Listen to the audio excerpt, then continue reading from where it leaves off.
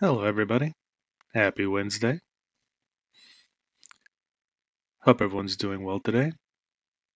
Tonight, we are reading Book 17 of Homer's The Odyssey. If you enjoy what I do, please like and subscribe, follow me on Twitch, do all the things. If not, that is completely okay. Alright, please enjoy. When the child of morning, rosy-fingered Dawn, appeared, Telemachus bound on his sandals and took a strong spear that suited his hands, for he wanted to go into the city. "Old friend," said he to the swineherd, "I will now go to the town and show myself to my mother, for she will never leave off grieving till she has seen me. As for this unfortunate stranger, take him to the town and let him beg there of anyone who will give him a drink and a piece of bread. I have trouble enough of my own, and cannot be burdened with other people. If this makes him angry, so much the worse for him, but I like to say what I mean." Then Odysseus said, "Sir, I do not want to stay here. A beggar can always do better in a town than country, for anyone who likes can give him something. I am too old to care about remaining here at the beck and call of a master. Therefore, let this man do as you have just told him, and take me to the town as soon as I have had a warm by the fire, and the day has got a little less heat in it. My clothes are wretchedly thin, and this frosty morning I shall be perished with cold, for you say the city is some way off." On this Telemachus strode off through the yards, brooding his revenge upon the suitors. When he reached home, he stood his spear against the bearing post of the cloister, crossed the stone floor of the cloister itself, and went inside. Nurse Eurycleia saw him long before anyone else did. She was putting the fleeces onto the seats, and she burst out crying as she ran up to him. All the other maids came up too, and covered his head and shoulders with their kisses. Penelope came out of her room looking like Artemis or Aphrodite, and wept as she flung her arms about her son. She kissed his forehead and both his beautiful eyes. "Light of my eyes," she cried as she spoke fondly to him, "so you are come home again. I made sure I was never going to see you any more. To think of your having gone off to Pylos without saying anything about it, or obtaining my consent. But come, tell me what you saw." "Do not scold me, mother," answered Telemachus, "nor vex me, seeing what a narrow escape I have had. But wash your face, change your dress, go upstairs with your maids, and promise full and sufficient hecatombs to all the gods if Zeus will only grant us our revenge upon the suitors. I must now go to the place of assembly to invite a stranger who has come back with me from Pylos. I sent him on with my crew and told Piraeus to take him home and look after him till I could come for him myself." She heeded her son's words, washed her face, changed her dress, and vowed full and sufficient hecatombs to all the gods if they would only vouchsafe her revenge upon the suitors. Telemachus went through and out of the cloisters, spear in hand, not alone, for his two fleet dogs went with him. Athena endowed him with a presence of such divine comeliness that all marveled at him as he went by, and the suitors gathered round him with fair words in their mouths and malice in their hearts. But he avoided them, and went to sit with Mentor, Antiphus, and Halitherses, old friends of his father's house, and they made him tell them all that had happened to him. Then Piraeus came up with Theoclymenus, whom he had escorted through the town to the place of assembly, whereon Telemachus had once joined him. Piraeus was first to speak. "Telemachus," said he, "I wish you would send some of your women to my house and take away the presents Menelaus gave you." "We do not know, Piraeus," answered Telemachus, "what may happen. If the suitors kill me in my own house and divide my property among them, I would rather you had the presents than that any of those people should get a hold of them. If, on the other hand, I manage to kill them, I shall much I shall be much obliged if you will kindly bring me my presents." With these words, he took Theoclymenus to his house. When they got there, they laid their cloaks on the benches and seats, went into the baths, and washed themselves. When the maids had washed and anointed them, and had given them cloaks and shirts, they took their seats at table. A maidservant then brought them water in a beautiful golden ewer, and poured it into a silver basin for them to wash their hands, and she drew a clean table beside them. An upper servant brought them bread and offered them many good things that there was in the house. Opposite them sat Penelope, reclining on a couch by one of the bearing posts of the cloister, and spinning.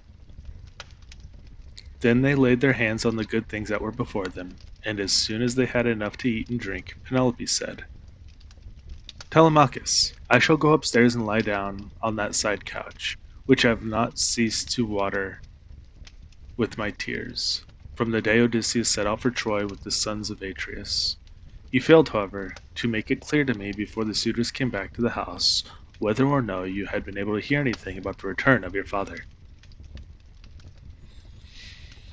"I will I will tell you then truth," replied her son. "We went to Pylos and saw Nestor, who took me to his house and treated me as hospitably as though I were a son of his own, who had just returned after a long absence. So also did his sons.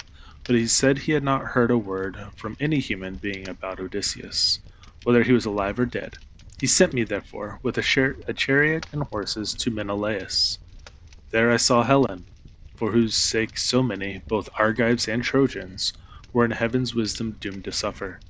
Menelaus asked me what it was that had brought me to Lacedaemon, and I told him the whole truth, whereon he said, 'So then, these cowards would usurp a brave man's bed.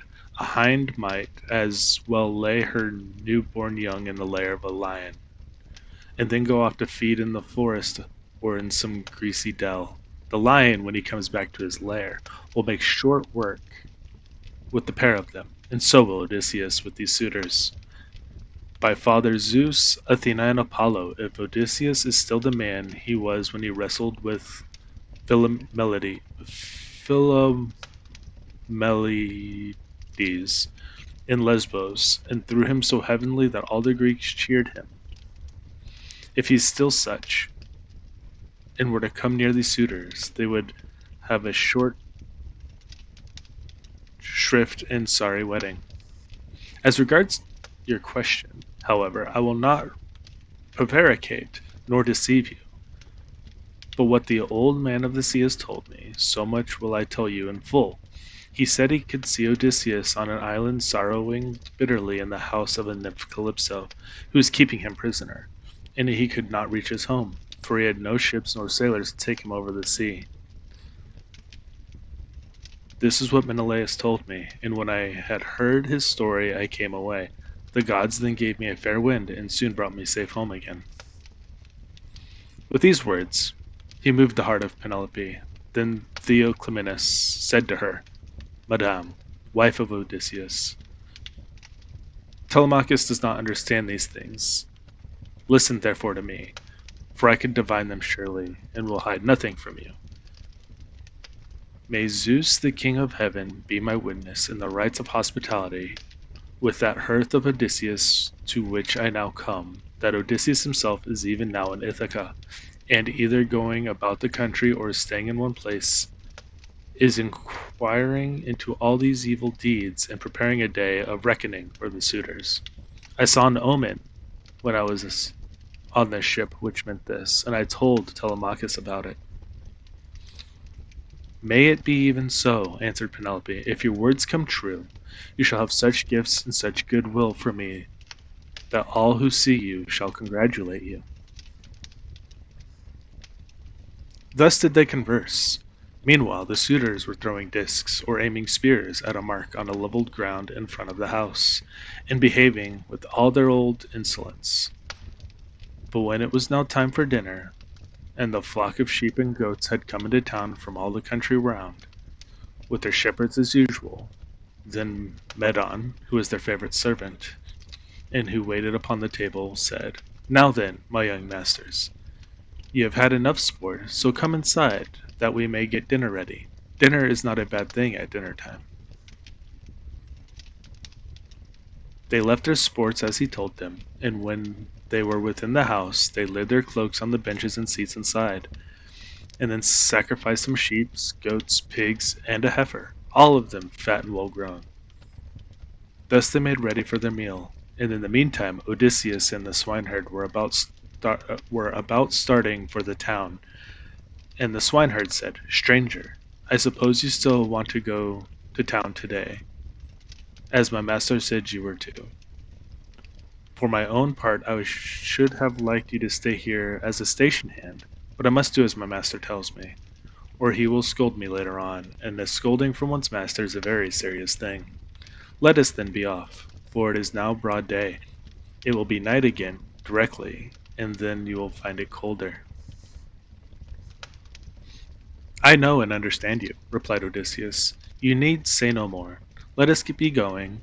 But if you have a stick ready cut, let me have it to walk with, for you say the road is a very rough one."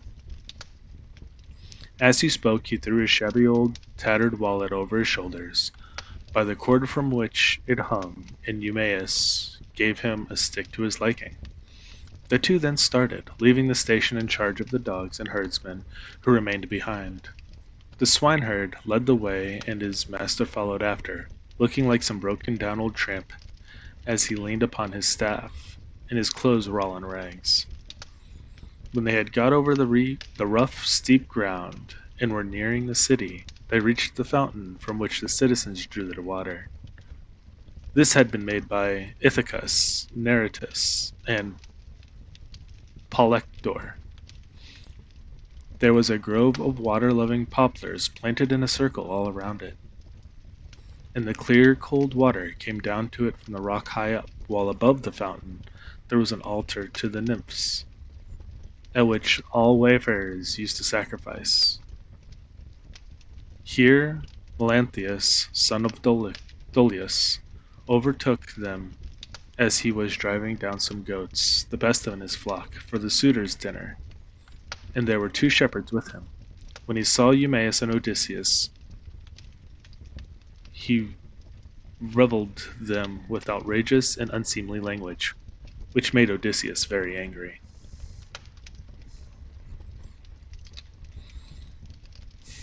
"There you go," he cried, "and a precious pair you are. See how heaven brings birds of the same feather to one another. Where, pray, master swineherd, are you taking this poor miserable object? It would make anyone sick to see such a creature at a table. A fellow like this never won a prize for anything in his life, but will go about rubbing his shoulders against every man's doorposts, and begging not for swords and cauldrons like a man, but only for a few scraps, not worth begging for. If you would give him to me for a hand on my station, he might do to clean out the folds, or bring a bit of sweet feed to the kids, and he could fatten his thighs as much as he pleased on whey. But he has taken to bad ways and will not go about any kind of work. He will do nothing but beg victuals all the town over, to feed his insatiable belly. I say therefore, and it shall be surely be, if he goes near Odysseus' house, he will get his head broken by stools they will fling at him. They will turn him out." On this, as he passed, he gave Odysseus a kick on the hip out of pure wantonness. But Odysseus stood firm and did not budge from the path. For a moment he considered whether or not to fly at Melanthius and kill him with his staff, or fling him to the ground and beat his brains out. He resolved, however, to endure it and to keep himself in check. But the swineherd looked straight at Melanthius and rebuked him, lifting his hand and praying to heaven as he did so. "Fountain nymphs," he cried, "children of Zeus, if ever Odysseus burned you thigh bones covered with fat, whether of lambs or kids, grant my prayer that heaven may send him home. He would soon put an end to the swaggering threats with which such men as you go about insulting people. gadding all over town while your flocks are going to ruin through bad shepherding. Then Melanthius, the goatherd, answered, "You ill-conditioned cur, what are you talking about? Some day or other I will put you on board ship and take you to a foreign country, where I can sell you and pocket the money you will fetch. I wish I were as sure that Apollo would strike Telemachus dead this very day, or that the suitors would kill him, as I am that Odysseus will never come home again." With this, he left them to come on at their leisure, while he went forward quickly and soon reached the house of his master. When he got there, he went in and took his seat among the suitors opposite Eurymachus, who liked him better than any of the other suitors. The servants brought him a portion of meat, and an upper woman servant set bread before him that he might eat. Presently Odysseus and the swineherd came up to the house and stood by it, amid a sound of music, for Phemius was just beginning to sing to the suitors.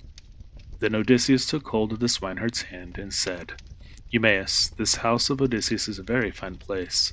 No matter how far you go, you will find few like it. One building keeps following on after another. The outer court has a wall with battlements all around it. The doors are double folding and of good workmanship. It would be a hard matter to take it by force of arms. I perceive, too, that there are many people banqueting within it, for there is a smell of roast meat, and I hear a sound of music, which the gods have made to go along with feasting." Then Eumaeus said, "You have perceived aright, as indeed you generally do. But let us think what will be our best course. Will you go inside first and join the suitors, leaving me here behind you, or will you wait here and let me go in first? But do not wait long, or someone may see you loitering about outside and throw something at you. Consider this matter, I pray you."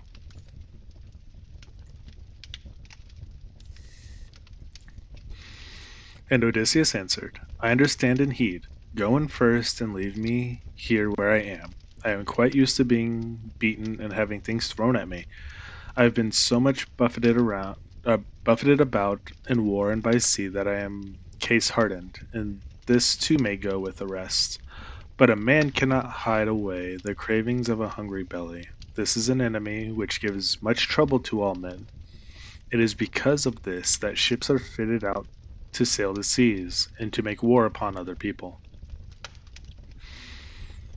As they were talking, a dog that had been lying asleep raised his head and pricked his ears. This was Argos, whom Odysseus had bred before setting out for Troy, but he had never had any work out of him. In the old days he used to be taken out by the young men when they went hunting wild goats or deer or hares, but now that his master was gone he was lying neglected on the heaps of mule and cow dung that lay in front of the stable doors, till the men should come and draw it away to manure the great clothes. And he was full of fleas. As soon as he saw Odysseus standing there, he dropped his ears and wagged his tail, but could not get close up to his master. When Odysseus saw the dog on the other side of the yard, he dashed a tear from his eye without Eumaeus seeing it, and said, "Eumaeus, what a noble hound that is over yonder on the manure heap.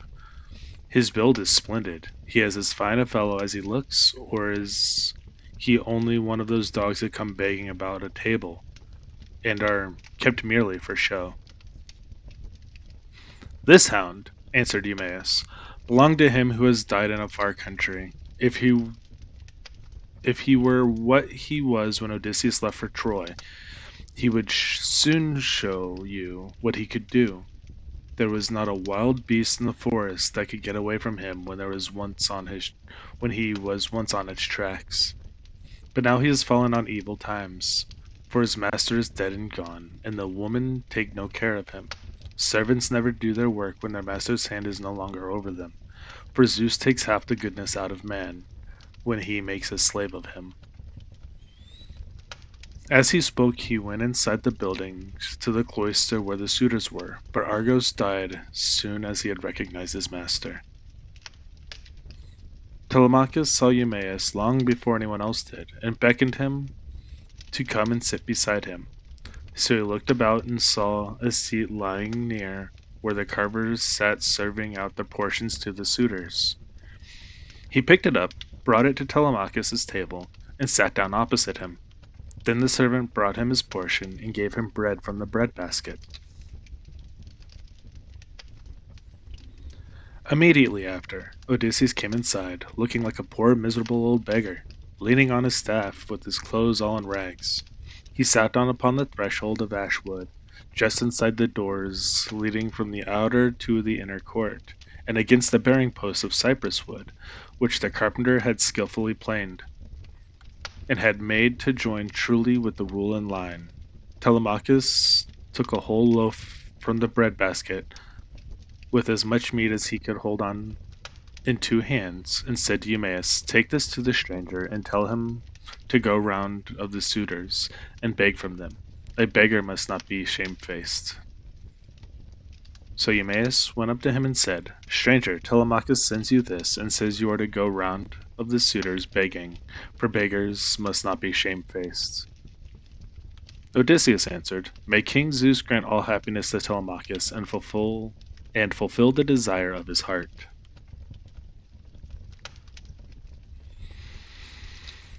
Then, with both hands he took what Telemachus had sent him, and laid it on the dirty old wallet at his feet. He went on eating while the bard was singing, and had just finished his dinner as he left off. The suitors applauded the bard, whereupon Athena went up to Odysseus and prompted him to beg pieces of bread from each one of the suitors, that he might see what kind of people they are, and tell the good from the bad. Become what might, she was not going to save a single one of them. Odysseus, therefore, went on his round, going from left to right, and stretched his hands to beg as though he were a real beggar. Some of them pitied him, and were curious about him, asking one another who he was, and where he came from. Whereon the goatherd Melanthius said, "Suitors of my noble mistress, I can tell you something about him, for I have seen him before. The swineherd brought him here, but I know nothing about the man himself, nor where he comes from." On this, Antinous began to abuse the swineherd. "You precious idiot," he cried. "What have you brought this man to town for? Have we not tramps and beggars enough already to pester us as we sit at meat? Do you think it a small thing that such people gather here to waste your master's property, and you must needs bring this man as well?" And Eumaeus answered, "Antinous, your birth is good, but your words evil. It was no doing of mine that he came here, who is likely to invite a stranger from a foreign country, unless it be one of those who can do public service as a seer, a healer of hurts, a carpenter, or a bard who can charm us with his singing. Such men are welcome all over the world. Some are welcome all the world over. But no one is likely to ask a beggar who will only worry him. You are always harder on Odysseus' servants than any of the other suitors are, and above all on me, but I do not care as long as Telemachus and Penelope are alive and here." But Telemachus said, "Hush, do not answer him. Antinous has the bitterest tongue of all the suitors, and he makes the others worse." Then turning to Antinous, he said, "Antinous, you take as much care of my interest as though I were your son. Why should you want to see this stranger turned out of the house? Heaven forbid! Take something and give it to him yourself. I do not grudge it. I bid you take it. Never mind my mother nor any of the other servants in the house. But I know you will not do as I say, for you are more fond of eating things yourself than giving them to other people." "What do you mean, Telemachus?" replied Antinous, "by this swaggering talk? If all the suitors were to give him as much as I will, he would not come here again for another 3 months." As he spoke, he drew the stool on which he rested his dainty feet from under the table, and made as though he would throw it at Odysseus. But the other suitors all gave him something, and filled his wallet with bread and meat. He was about, therefore, to go back to the threshold and eat what the suitors had given him. But he first went up to Antinous and said, "Sir, give me something. You are not surely the poorest man here. You seem to be a chief, foremost among them all. Therefore you should be the better giver, and I will tell far and wide of your bounty. I too was a rich man once, and had a fine house of my own. In those days I gave many a tramp such as I am now, no matter who he might be nor what he wanted. I had any number of servants, and all the other things which people have who live well are accounted wealthy. But it pleased Zeus to take all away from me. He sent me with a band of roving robbers to Egypt. It was a long voyage, and I was undone by it.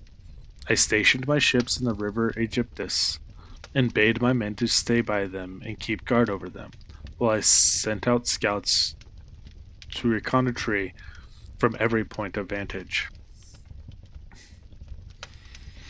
But the men disobeyed my orders, took their own devices, and ravaged the land of the Egyptians, killing the men and taking their wives and children captives.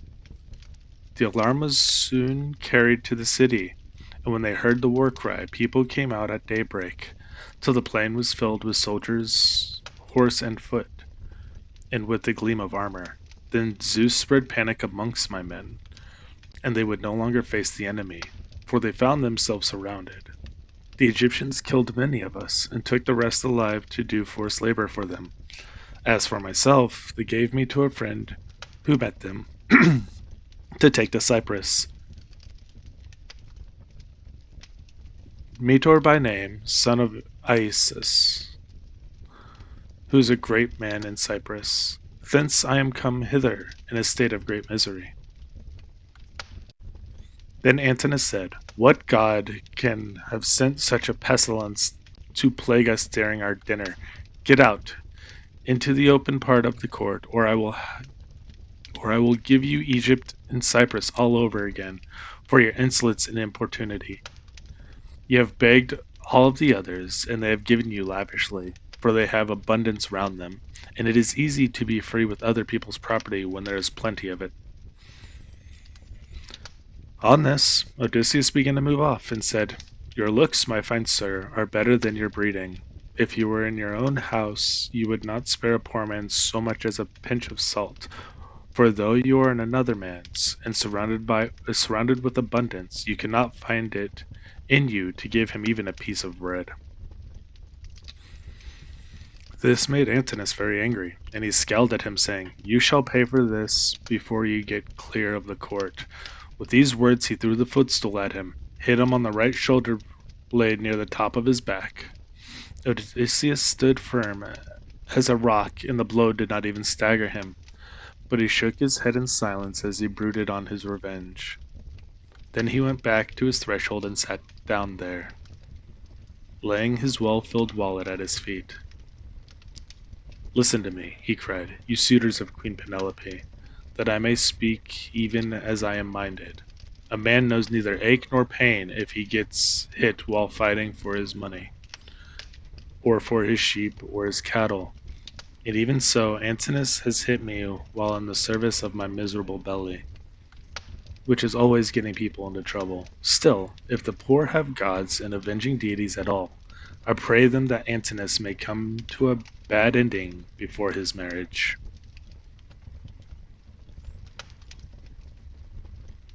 "Sit where you are and eat your victuals in silence, or be off elsewhere," shouted Antinous. "If you say more, I will have you dragged hand and foot to the courts, and the servants shall flay you alive." The other suitors were much displeased at this, and one of the young men said, "Antinous, you did ill in striking that poor wretch of a tramp. It will be worse for you if he should turn out to be some god, and we know the gods go about disguised in all sort of ways as people from foreign countries, and travel about the world to see who do amiss and who do righteously." Thus said the suitors, but Antinous paid them no heed. Meanwhile, Telemachus was furious about the blow that had been given to his father, and though no tear fell from him, he shook his head in silence and brooded on his revenge. Now when Penelope heard that the beggar had been struck in the banqueting cloister, she said to her maids, "Would that Apollo would so strike you, Antinous? And her waiting woman Eurynome answered, if our prayers were answered, none of the suitors would ever again see the sunrise. Then Penelope said, Nurse, I hate every single one of them, for they mean nothing but mischief. But I hate Antinous like the darkness of death itself. A poor unfortunate tramp has come begging about the house for sheer want. Everyone else has given him something to put in his wallet, but Antinous has hit him on the right shoulder blade with a footstool. Thus did she talk with her maids as she sat down in her own room, and in the meantime Odysseus was getting his dinner. Then she called for the swineherd and said, Eumaeus, go and tell the stranger to come here. I want to see him and ask him some questions. He seems to have traveled much and may have seen or heard something of my unhappy husband. To this you answered, O swineherd Eumaeus, if these Achaeans, madame, would only keep quiet, you would be charmed with the history of his adventures. I had him 3 days and 3 nights with me in my hut, which was the first place he reached after running away from his ship, and he has not yet completed the story of his misfortunes. If he had been the most heaven-taught minstrel in the whole world, on whose lips all hearers hang entranced, I could not have been more charmed, as I sat in my hut and listened to him. He says there is an old friendship between his house and that of Odysseus, and that he comes from Crete, where the descendants of Minos live. After having been driven hither and thither by every kind of misfortune, he also declares that he has heard of Odysseus being alive and near at hand among the Thesprotians, and that he is bringing great wealth home with him. Call him here, then, said Penelope, that I too may hear his story. As for the suitors, let them take their pleasure indoors or out, as they will, for they have nothing to fret about. Their corn and wine remain unwasted in their houses, with none but servants to consume them, while they keep hanging about our house day after day, sacrificing our oxen, sheep, and fat goats for their banquets, and never giving so much as a thought to the quantity of wine they drink. No estate can stand such recklessness, for we have now no Odysseus to protect us. If he were to come here again, he and his son would soon have their revenge. As she spoke, Telemachus sneezed so loudly that the whole house resounded with it. Penelope laughed when she heard this, and said to Eumaeus, Go, and call this stranger. Did you not hear how my son sneezed just as I was speaking? This could only mean that all the suitors are going to be killed, and that not one of them shall escape. Furthermore, I say, and lay my saying to your heart, if I am satisfied that the stranger is speaking the truth, I shall give him a shirt and cloak of good wear. When Eumaeus heard this, he went straight to Odysseus and said, Father stranger, my mistress Penelope, mother of Telemachus, has sent for you. She is in great grief, but she wishes to hear anything you could tell her about her husband. And if she is satisfied that you are speaking truth, she will give you a shirt and a cloak, which are the very things that you are in most want of. As for bread, you can get enough of that to fill your belly by begging about the town and letting those give that will. I will tell Penelope, answered Odysseus, nothing but what is strictly true. I know all about her husband, and have been partner with him in affliction, but I am afraid of passing through this crowd of cruel suitors, for their pride and insolence reach heaven.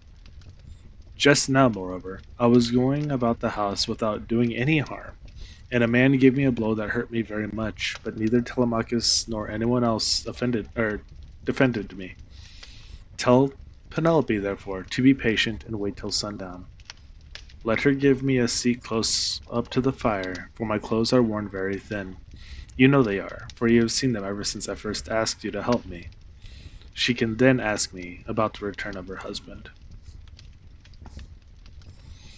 The swineherd went back when he heard this, and Penelope said as she saw him cross the threshold, Why do you not bring him here, Eumaeus? Is he afraid that someone will ill-treat him, or is he shy of coming inside the house at all? Beggars should not be shamefaced.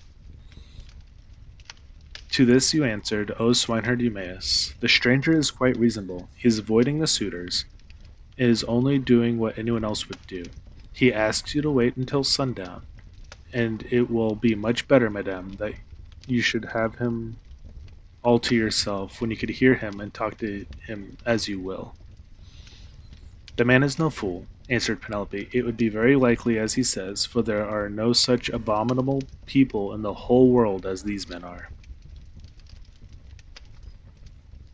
When she had done speaking, Eumaeus went back to the suitors, for he had explained everything. Then he went up to Telemachus and said in his ear so that no one could overhear him, "My dear sir, I will go back now to the pigs, to see after your property and my own business. You will look to what is going on here, and above all be careful to keep out of danger, for there are many who bear you ill will. May Zeus bring them to a bad end before they do us a mischief." "Very well," replied Telemachus. "Go home when you have had your dinner, and in the morning come here with the victims we are to sacrifice for the day. Leave the rest to heaven and me." On this Eumaeus took his seat again, and when he had finished his dinner, he left the courts and the cloister with the men at the table, and went back to his pigs. As for the suitors, they presently began to amuse themselves with singing and dancing, for it was now getting on towards evening. That concludes this evening's reading. Thank you for tuning in. Have a wonderful night.